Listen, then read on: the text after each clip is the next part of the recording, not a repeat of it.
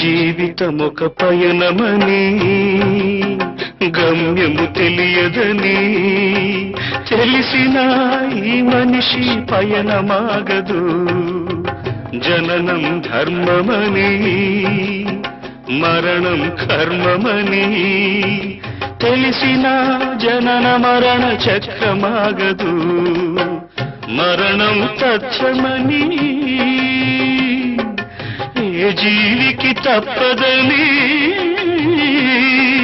తెలిసిన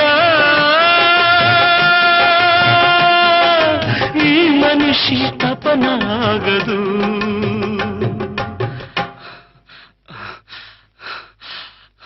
ఈ బ్రతుకు తపనాగదు.